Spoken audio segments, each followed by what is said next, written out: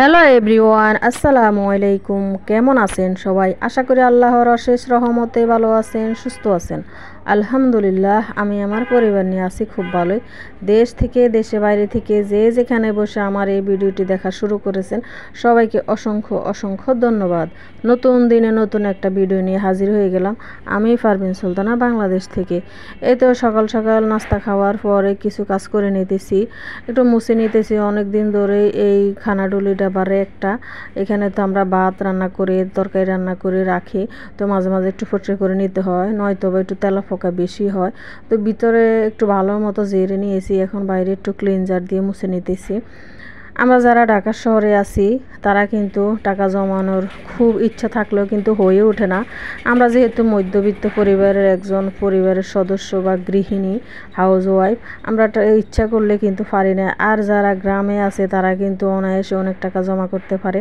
যেমন ঢাকা শহরে 1000 টাকা জমা করতে পারলেও গ্রামের বাড়িতে কিন্তু 12,000 টাকা অনায়াসে জমা করা যায়। তো কিভাবে করা যায় সেটা আজকে আপনাদের সাথে শেয়ার করব, আপনাদের সাথে বলবো। আপনারা আপনার কথাগুলো শুনবেন আশা করি। তো আমরা যারা শহরে আছি, যে হাজব্যান্ড চাকরি করে বিদায় আমরা থাকতে হয়, আর যারা গ্রামে আছি তাদের কিন্তু অনেক সুবিধা আছে, আর যারা শহরে আছি তারা কিন্তু অত সুবিধা পাই না।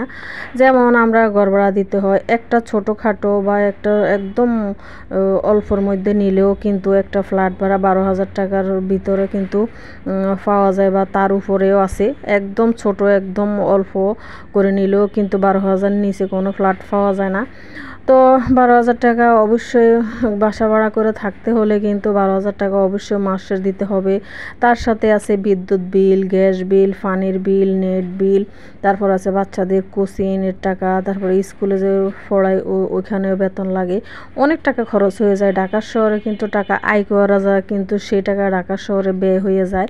আর যারা গ্রামের বাড়িতে আছি একদম কিন্তু সুবিধা আছে। যেমন গ্রামের বাড়িতে যারা থাকেন তাদের কিন্তু অনেক সুবিধা, তারা কিন্তু ঘর ভাড়া দিতে হয় না। সেই 12,000 টাকা কিন্তু অবশ্যই জমা করা যায়। যেহেতু হাজব্যান্ড অনেক সময় কিন্তু বেকার থাকে না, হাজব্যান্ড চাকরিজীবী থাকে বা প্রবাসী থাকে বা ঢাকা শহর চাকরি করে, মাস শেষ টাকা পাঠায়।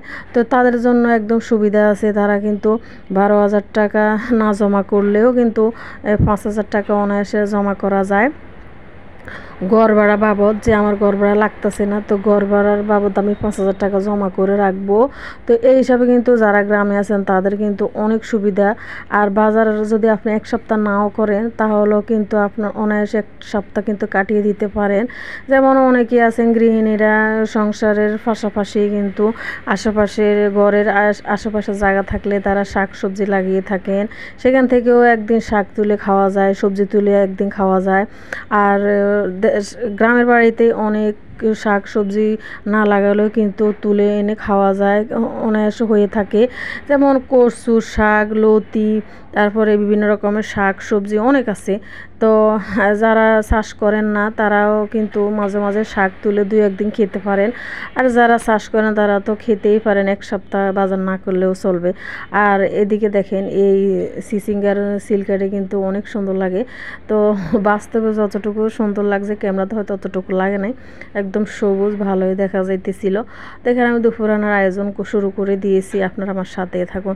আর আমরা যারা ঢাকা শহরে আছি একদিন যদি বাজার না করি, কোনো রকম খাইতে পারলেও কিন্তু পরের দিন খাওয়া হয় না।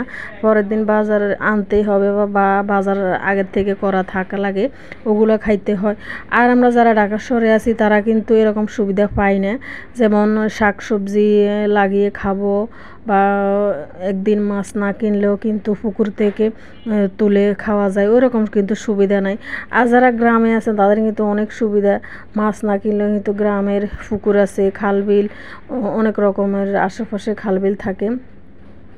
তারা কিন্তু নিজের পুকুর থেকে বা জলা থেকে, বিল থেকে মাছ ধরে কিন্তু কয়দিন খাওয়া যায়।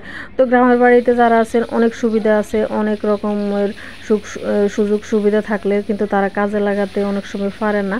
তো যারা গ্রামে আছেন তাদের কাছে একটা কথা, আপনারা পারলে অবশ্যই টাকা জমাবেন। এবং একদম বলছি না যে না খাইয়ে না পরে জমাবেন, তা না, কিন্তু আপনার সংসার হিসাবে আপনার খরচ ধরন হিসাবে খরচ করবেন, জমাবেন, খাবেন, এটাই হলো কিন্তু নিয়ম। একদম না খেয়ে কিন্তু কখনো টাকা জমানো যায় না এবং কি ওই টাকা থাকেও না।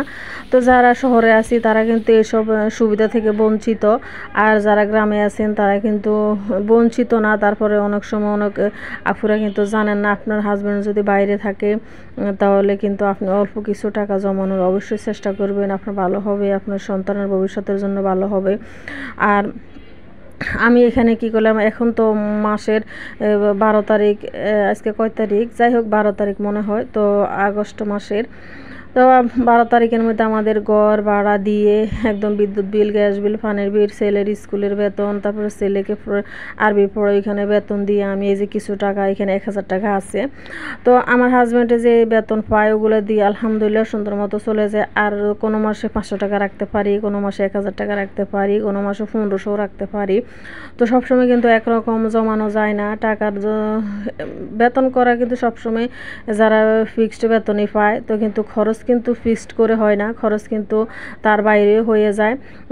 কারণ বিপদ আপদ বলে কই আসে না, কোনো রকম আমরা ইঙ্গিত না পাই, হঠাৎ বিপদ চলে আসে তখন বাড়তি টাকা খরচ হয়ে যায়।